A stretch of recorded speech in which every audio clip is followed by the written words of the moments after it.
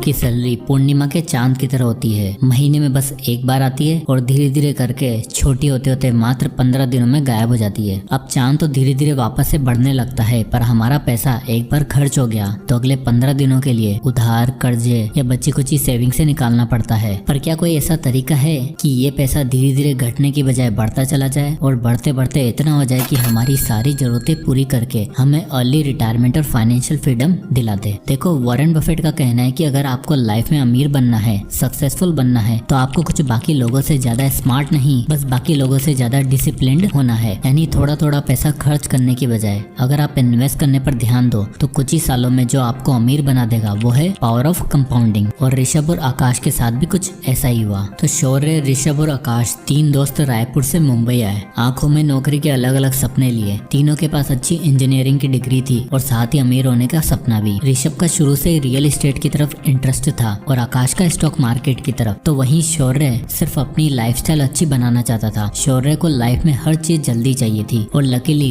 तीनों में सबसे पहले नौकरी लगी भी तो शौर्य की। महीने की 30,000 तनख्वाह पे मुंबई में शौर्य ने सारे सपने पूरे करने का डिसीजन बना लिया। मुंबई का पार्टी कल्चर, लिविंग एक्सपेंसेस, खाना पीना और अलग अलग डेस्टिनेशन शौर्य को भी भाग गए और वो हर महीने ये सारी चीजें जरूर एक्सप्लोर करता। 23 साल का शौर्य अब ज्यादा समझदार और इंडिपेंडेंट हो चुका था। उसे फैमिली तो चलानी नहीं थी, बस अपना करियर बनाना था। इसलिए उसने ऋषभ और आकाश से अलग रहने का डिसीजन लिया, जहाँ उसके बाकी ऑफिस कलीग भी रहते थे। आए तो तीनों साथ थे, पर शौर्य अब अपने ऑफिस के पास वाली सोसाइटी में एक अपार्टमेंट में रहने लग गया था, जहाँ का रेंट था 10 से 12,000 रुपए और ये जगह उसके ऑफिस से नजदीक भी थी। वहीं आकाश और ऋषभ ओल्ड पनवेल में रहते थे, जहाँ रेंट और प्रॉपर्टीज काफी सस्ते और अपॉर्चुनिटी ज्यादा। अब ऋषभ को शुरू से रियल एस्टेट में इंटरेस्ट था और जब वो पनवेल शिफ्ट हुआ तो शुरू के 3-4 महीने उसके पास नौकरी नहीं थी। वो अपने पिताजी से पैसे मंगवाकर अपना खर्चा चलाता। अब ऋषभ सिर्फ नौकरी नहीं ढूंढ रहा था, वो पनवेल में और नवी मुंबई में रियल एस्टेट प्रॉपर्टी पर स्टडी कर रहा था। 2009 में 23 साल का ऋषभ 10 रुपए की चाय और वड़ा पाव पर गुजारा करके इतनी इन्फॉर्मेशन हासिल कर चुका था कि बस उसे एक बड़ी न्यूज और एक बड़े अमाउंट की जरूरत थी। ऋषभ को पता चला कि नई मुंबई अगले 10-15 सालों में खूब डेवलप होने वाली है। यहाँ मेट्रो आने वाली है और ये ओल्ड पनवेल भी नवी मुंबई के डेवलपिंग हिस्सों में आने वाला है। तो ऋषभ ने एक रियल एस्टेट कंपनी में नौकरी पकड़ी, जहाँ उसकी तनख्वाह बहुत कम थी, मात्र 15,000 रुपए, पर इन्फॉर्मेशन का भंडार था। सडनली ऋषभ को पनवेल में एक ऐसी प्रॉपर्टी मिल गई जहाँ कंस्ट्रक्शन शुरू होने वाला था और वहाँ लैंड अलॉट हो रहे थे। ऋषभ ने अपने पापा को फोन करके 15 लाख रुपए इस प्रॉपर्टी में इन्वेस्ट करने के लिए कहा और ये वादा किया कि 10 साल के अंदर अंदर यहाँ डेवलपमेंट होने वाला है और हम इसी 3-4 प्रॉपर्टी खरीद के पूरी तरीके से फाइनेंशियली फ्री हो जाएंगे। अब एक इंडियन फादर कहाँ मानने वाले थे, पर कैसे भी करके ऋषभ ने उन्हें कन्विंस किया और 15 लाख रुपए डलवा लिए। साल 2011 में वो प्रॉपर्टी बनकर तैयार हो गई। उसके साथ ही वहाँ शॉपिंग कॉम्प्लेक्स, हॉस्पिटल, स्कूल बना। ऋषभ ने वो प्रॉपर्टी रेंट पर डाली और 2% का रेंटल यील्ड निकाला। अब ऋषभ की प्रॉपर्टी का दाम बढ़ते जा रहा था और शुरुआती 5 सालों में उसकी प्रॉपर्टी ने रंग दिखाना शुरू कर दिया और 5 साल में उसकी प्रॉपर्टी की वैल्यू 30,17,000 हो चुकी थी और उसे मंथली 60,000 रुपए रेंट आने लग गया था। साथ ही उसकी जॉब भी अच्छी होती जा रही थी। ये दिखाता है कि ऋषभ ने पैसा कमाने से भी पहले उसको ऐसी जगह इन्वेस्ट करने के बारे में सोचा जहाँ उसको फ्यूचर में इनकम आती रहे। वहीं दूसरी तरफ शौर्य 2011 में 25 साल का हो चुका था और अब उसकी लाइफ पूरी तरीके से चेंज हो चुकी थी। उसे मुंबई की फ्लैशी कल्चर की आदत लग चुकी थी और अब वो लाइफ के बड़े बड़े परचेज बिना कुछ सोचे समझे करने लग गया था। 50,000 सैलरी होने के बाद और 3 साल नौकरी करने के बाद शौर्य हर वो काम करने लग गया था जो उसके कलीग किया करते। उसके दोस्तों ने गाड़ी खरीदी तो शौर्य का भी मन हुआ कि अपनी गाड़ी ली जाए। भाई साहब शोरूम में जाते हैं और इन्हें पसंद आती है 6 लाख रुपए की सेडान गाड़ी। अब 6 लाख रुपए एक साथ तो नहीं थे, तो बनवा ली EMI।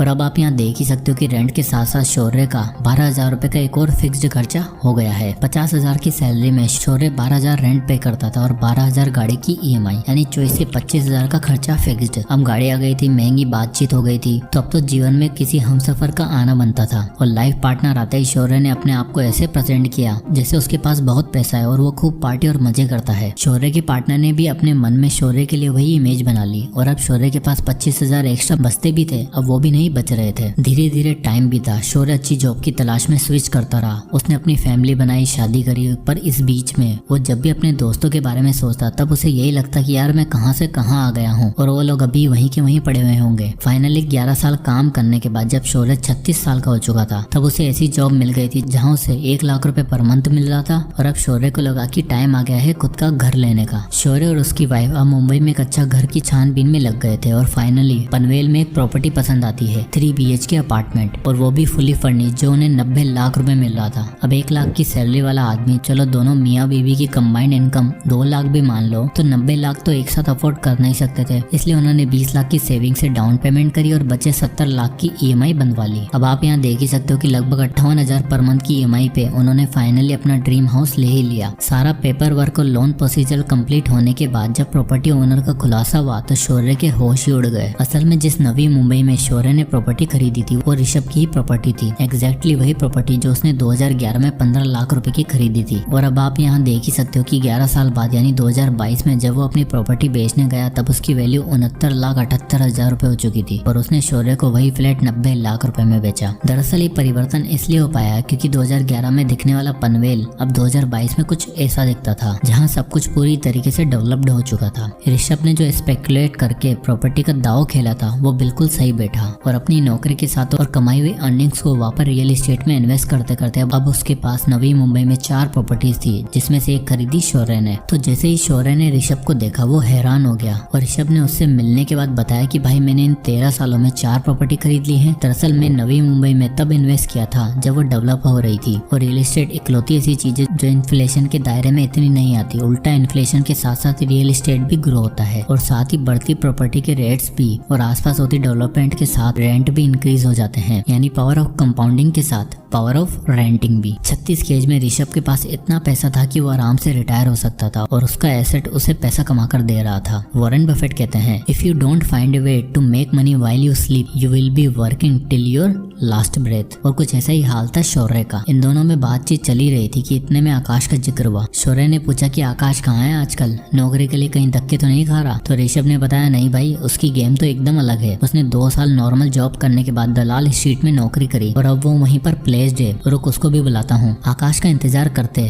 शौर्य और ऋषभ दोनों एक होटल में बैठे हुए थे। तभी आकाश एक ट्रू जेंटलमैन सेंस में अपनी गाड़ी से उतरता है और दोनों से बड़े दिनों बाद मिलकर बहुत खुश होता है। आकाश का सिंपल वे ऑफ लिविंग देखकर शौर्य पूछता है कि भाई तुम्हारा क्या हाल है, लाइफ में कुछ हुआ कि नहीं, पैसा रुपया कमाया कि नहीं ढंग से? इस पर आकाश बड़ी ग्रेसफुली रिप्लाई करता है कि भाइयों बस अगले 5 सालों में रिटायर होने वाला हूँ। शौर्य मनी मन सोचता है कि एक साला रिटायर भी हो गया है और एक 5 साल बाद होने वाला है और मैं अकेला अगले 20 साल तक घर की EMI भरने के लिए काम करूंगा क्या? आउट ऑफ क्यूरियोसिटी शौर्य पूछ ही लेता है कि भाई 5 साल में कहीं लॉटरी तो नहीं लगने वाली? इस पर आकाश उन दोनों को अपनी लाइफ स्टोरी बताता है। कहता है कि मेरी कोई लॉटरी नहीं लगने वाली, बल्कि मैं सेविंग्स रूल और कंपाउंडिंग रूल की मदद से पैसा कमाया है और अब इतना हो चुका है कि बस 3-4 साल बाद रिटायर हो जाऊंगा। तो आकाश कंटिन्यू करते हुए बताता है कि हुआ यूं कि मेरी पहली नौकरी लगी एक ट्रेडिंग कंपनी में एज एन IT टेक्नीशियन। वहाँ मेरा काम तो अलग था, पर मैंने स्टॉक मार्केट के कुछ दाव पेश सीखे और अपनी 25,000 की सैलरी में से कुछ पोर्शन सेव करके इन्वेस्ट करता रहा। इन्वेस्ट करने के लिए मैंने जिस सेविंग मेथड का यूज किया था वो था 50-30-20 रूल। मैंने 25,000 की सैलरी में से 50% हिस्सा अपनी नीड्स के लिए रखा, 30% वॉन्ट्स और एंटरटेनमेंट सोर्सेज के लिए और बाकी बचा 20% यानी 5,000 रुपए SIP के थ्रू इन्वेस्ट किया। आकाश ने बताया कि उसे सबसे पहले मार्केट के बारे में सीखना था और इन्वेस्टमेंट के लिए जो सबसे बेस्ट चीज थी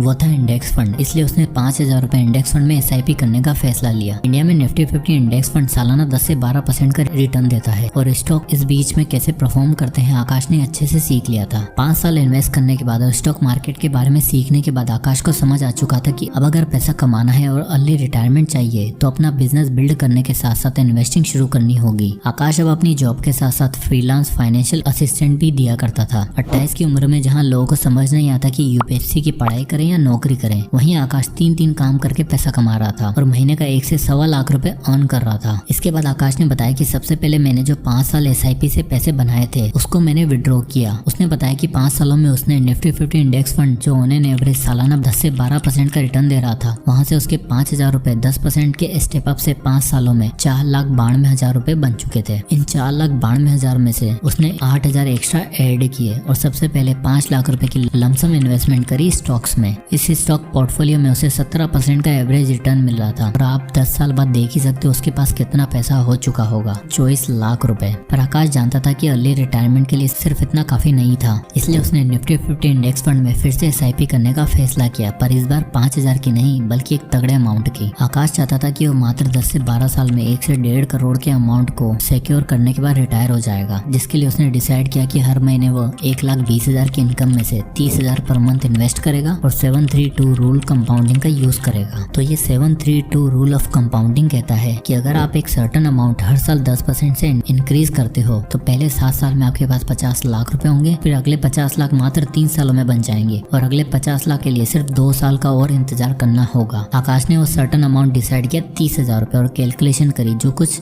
इस तरह आई। यानी आकाश की कैलकुलेशन बिल्कुल सही बैठ रही थी। आप देख ही सकते हो कि 7 साल में 50 लाख, फिर 10वें साल में 1 करोड़, 12वें साल में 1.5 करोड़। प्लस में जब तक वो रिटायर होता तब तक उसके पास 25 लाख के स्टॉक भी तो था जिससे उसे डिविडेंड भी मिल रहा होगा। पर इस कैलकुलेशन में एक बहुत बड़ी दिक्कत थी। आकाश ने सोचा 1.5 करोड़ रुपए जो 12 साल बाद कैलकुलेशन में शो हो रहे हैं, क्या 12 साल में इन्फ्लेशन के बाद भी इनकी वैल्यू सेम ही रहेगी क्या? तब उसने इंडिया में चल रही 6% एवरेज इन्फ्लेशन को भी एडजस्ट करा जिसकी कैलकुलेशन कुछ इस तरह थी। आप यहाँ देख ही सकते हो इन्फ्लेशन एडजस्ट करने के बाद उन 1.5 करोड़ की एक्चुअल वैल्यू मात्र 71 लाख रुपए होगी। तो आकाश को ये समझ आ चुका था कि 30,000 रुपए से तो काम नहीं होने वाला है। उसे अपनी रिटायरमेंट के लिए 1 करोड़ की जरूरत थी जो 30,000 पर मंथ की SIP से अचीव नहीं होने वाला था। इसलिए उसने पहले दिन से 50,000 पर मंथ इन्वेस्ट किया और अब आप रिजल्ट देख ही सकते हो। 732 रूल ऑफ कंपाउंडिंग, उसका 1 करोड़ का टारगेट 12 साल में आराम से अचीव हो जाएगा, वो भी आफ्टर इन्फ्लेशन। यानी अगर तीनों दोस्तों में देखा जाए तो आकाश ने बाकी दोनों को आराम से आउट प्ले कर दिया। चलो ऋषभ को तो रियल एस्टेट में पावर ऑफ कंपाउंडिंग देखने को मिल गई और 36 की एज में वो फाइनेंशियली फ्री भी हो गया। अब देखो रियल एस्टेट में आपको बल्क में कैपिटल चाहिए जो सही टाइम पे ऋषभ के पापा ने डाल दी। पर आकाश की टेक्निक और मल्टीपल इनकम सोर्सेज से पैसा कमाने की अप्रोच सबसे ज्यादा रियलिस्टिक और एप्लीकेबल लगती है, जिसको शौर्य ने कभी समझने की कोशिश ही नहीं करी। अभी 36 की एज में ऋषभ रिटायर हो चुका था और आकाश भी 3-4 साल बाद रिटायरमेंट लेने ही वाला था। पर शौर्य वो तो भी 20 साल और नौकरी करेगा क्योंकि उसके घर की EMI जो चुकानी है, बच्चे का महंगा स्कूल में एडमिशन करवाया है, उसकी फीस भी भरनी है और जो महंगी लाइफस्टाइल शुरू से बनाई थी उसे मेंटेन भी तो करना है, जिसमें आराम से 1 से 1.5 लाख रुपए खर्च हो ही जाएंगे। ये एक सबसे बड़ा डिफरेंस है रिच और मिडिल क्लास माइंडसेट के लोगों में। मिडिल क्लास माइंडसेट के लोग पैसा आते ही उसे 10 जगह खर्च करने की सोचते हैं। आप में से कितने ऐसे होंगे जिनकी सैलरी आने से पहले एक शॉपिंग लिस्ट रेडी होती है? कमेंट में यस लिखो। वही एक रिच माइंडसेट वाला इंसान सोचता है कि कितने सोर्सेज से पैसा कमाया जा सकता है और ले रिटायरमेंट कैसे ली जा सकती है। यानी मिडिल क्लास लोगों के पास होता है power of loans and EMIs जो उन्हें एक दिन बर्बाद कर देता है। वहीं अमीर लोगों के पास होता है पावर ऑफ कंपाउंडिंग जो उन्हें आबाद और फाइनेंशियली फ्री बना देता है। जय हिंद।